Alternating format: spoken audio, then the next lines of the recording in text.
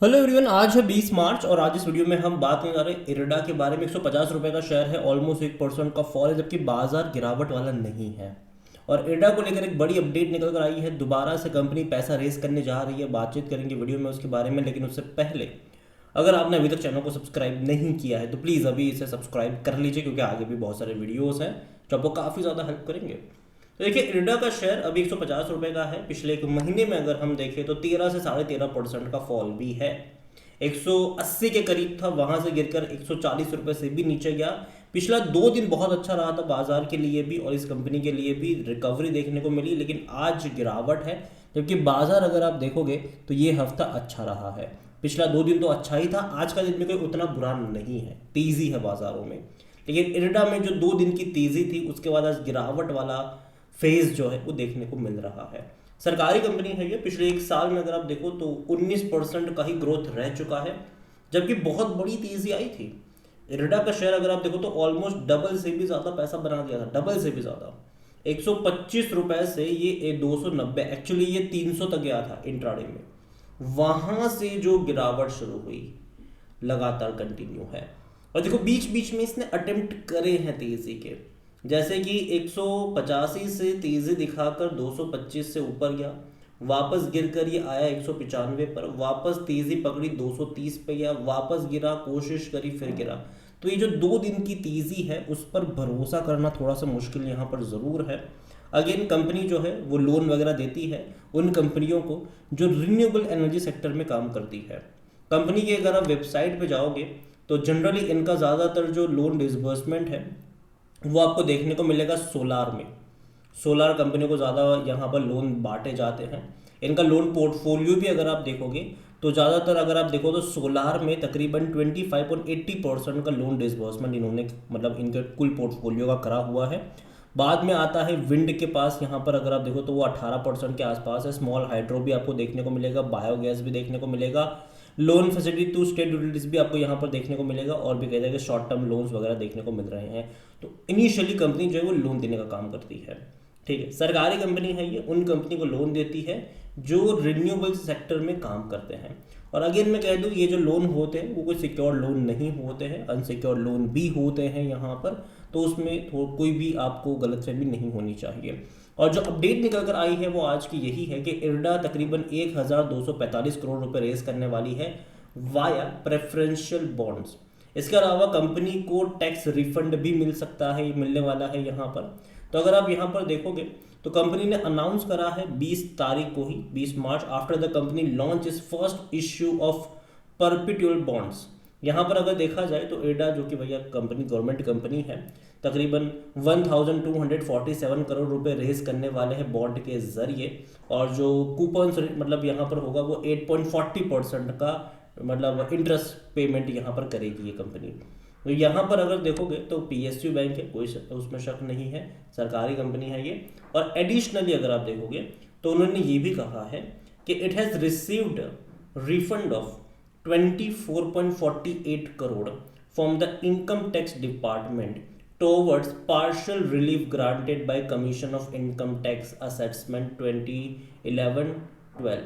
तो 2011-12 का जो असेसमेंट था उसका रिफंड अब जाकर इनको मिला है 24.48 करोड़ के आसपास का, ये रिफंड्स यहाँ पर है। कंपनी ने ये भी कहा है that the refund of another 195 crore is under process for similar relief provided by CIT for 4 other assessment year.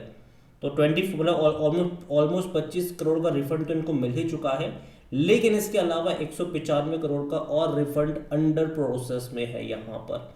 वो देखते हैं मिलता है कि नहीं। कंपनी के शेयर में पिछले 5 ट्रेडिंग शेयर में तेजी हमने देखी, मतलब पिछले कुछ दिनों में तेजी देखी है। और कंपनी ने अनाउंस किया था कि it will increase is borrowing limit by 5000 crore for further financial year this week. Shareholder की मीटिंग यहाँ पर हुई, जहाँ पर अप्रूवल मतलब हुआ था 5000 करोड़ रुपए फंड रेज करने का via qualified institution placement route. However there is no clarity yet कि भैया कब वो लॉन्च होगा, तो उसकी कोई क्लैरिटी अभी नहीं है। 5000 करोड़ का भी क्यूआईपी भी इनका प्लान है, उसकी कोई क्लैरिटी यहाँ पर अभी नहीं है। लेकिन हाँ, ये जो 1245 करोड़ है वो बॉन्ड के जरिए यहाँ पर रेज होने वाले हैं। अगर आज के दिन इसके वॉल्यूम देखोगे तो 97 लाख से भी ज़्यादा के शेयर्स यहाँ पर ट्रेड होते नजर आए हैं। 310 रुपये से गिरकर आया है नीचे ये। तो देखा जाए तो जो गिरावट है वो 50% से भी ज़्यादा की है इरडा में। और 126 रुपये से पहले तेज़ी पकड़ी थी, 310 पे गया, वापस फॉल देखने को मिला। 40,000 करोड़ से भी ज़्यादा का इसका मार्केट कैप देखने को मिल रहा है। कंपनी का अगर हम वैल्यूएशन देखेंगे तो 26 का पे जो कि महंगा है थोड़ा सा सेक्टर पे 17 के मुकाबले। और फाइनेंशियल देखा जाए इस कंपनी के तो लास्ट कुछ क्वार्टर के नंबर एटलीस्ट थोड़ा सा डिसेंट यहाँ पर ज़रूर, स्पेसिफिकली लास्ट दिसंबर क्वार्टर का जहाँ पर 425 करोड़ का मुनाफा कमाया था 1,700 करोड़ के रेवेन्यू में। रेवेन्यू लगातार बढ़ रहा है, प्रॉफिट भी अगर आप देखोगे तो लगातार इंक्रीज हुआ ज़रूर है, जो पहले 335 करोड़ था। लेकिन अगेन मैं कहूँगा यहाँ पर कि वो इनको और प्रॉफिट्स कमाने पड़ेंगे, क्योंकि जिस वैल्यूएशन के ऊपर अभी ट्रेड कर 150 रुपये का अभी जो प्राइस है वो कोई उतना सस्ता प्राइस नहीं है। इसका जो पी रेशियो वगैरह देखेंगे तो कोई उतना सस्ता प्राइस नहीं है ये। अगेन फर्दर या तो गिरावट यहाँ पर देखने को मिले या फिर नंबर में हमें एक बड़ा इंप्रूवमेंट यहाँ पर देखने को मिले, तब जाकर वो एडजस्ट हो पाएगा। और जहाँ तक शेयर होल्डिंग के बारे में अगर बात करें तो प्रमोटर की जो होल्डिंग 75% की है। और देखिए दिक्कत यहाँ पर सबसे बड़ी जो है ना वो ये है कि कंपनी ने कहा था कि QIP रूट से पैसा रेस करने वाले बहुत पहले 5,000 करोड़, लेकिन वो QIP अभी भी सक्सेसफुल क्यों नहीं हो रहा? क्योंकि भैया जब से ये लिस्ट हुआ है ना, इंस्टीट्यूशन सिर्फ और सिर्फ बेच ही रहे हैं। म्यूचुअल फंड की होल्डिंग 1.5% के आसपास की थी, घट घट के 0.28 पर आ चुके हैं। डोमेस्टिक अगर आप देखोगे तो वो भी 1% से ज़्यादा के ही थे, वो यहाँ पर 0.36 पर आ चुके हैं। FIs 3.95% पे थे, वो घट घट के 1.85 पर आए। तो भैया बेच रहे हैं इंस्टीट्यूशंस। तो इंस्टीट्यूशन से पैसा रेज करना मुझे लगता है कि शायद उतना आसान इनके लिए नहीं होगा। और यही वजह है कि कंपनी जो है वो बॉन्ड के ज़रिए पैसा यहाँ पर रेज करने के बारे में पहला प्रयास कर रही है। QIP अभी भी मुझे लगता है कि इनको काफ़ी टफ होगा अगर QIP के ज़रिए जाएंगे, क्योंकि देखा जाए तो भैया अगर इतना ही अट्रैक्टिव होता तो लोग खरीदारी करते, लेकिन यहाँ पर वो खरीदारी हमें देखने को मिली नहीं है किसी भी इंस्टीट्यूशन की तरफ से। सिर्फ रिटेल तबका ही खरीदारी करे जा रहा है, वही खरीद कर यहाँ पर ऑलमोस्ट 20% पे बैठ चुका है। तो दिक्कत यहाँ पर रिटेल इन्वेस्टर की ही यहाँ पर बाइंग आ रही है, और कहीं ना कहीं ये कंसर्न इनके लिए ज़रूर होगा, क्योंकि इंस्टीट्यूशन मिसिंग है। तो पैसा जब रेज करने की बारी आएगी तो इंस्टीट्यूशन से पैसा रेज होगा कि नहीं, वो सबसे बड़ा क्वेश्चन होगा। ओवरऑल इरडा के बारे में इतना ही कहूँगी। ग्राफ अगर आप देखो बहुत कम टाइम में तेज़ी है, लेकिन उतना बड़ा फॉल भी देखने को मिल रहा है। और अगेन मैं 2-3 दिन की तेज़ी पर भरोसा अभी यहाँ पर नहीं करूँगा। और अगेन ये मेरा पर्सनल ओपिनियन है, कोई भी इन्वेस्टमेंट एडवाइस नहीं। जो नेक्स्ट अच्छा सपोर्ट लेवल यहाँ पर देखने को मिल रहा है वो 120-130 रुपये के आसपास है। और अगेन ये मेरा पर्सनल ओपिनियन है, कोई भी इन्वेस्टमेंट एडवाइस नहीं। वीडियो को यहीं पे एंड करता हूँ। पसंद आया हो तो लाइक करो, शेयर करो, चैनल पर पहली बार तो प्लीज़ सब्सक्राइब करें।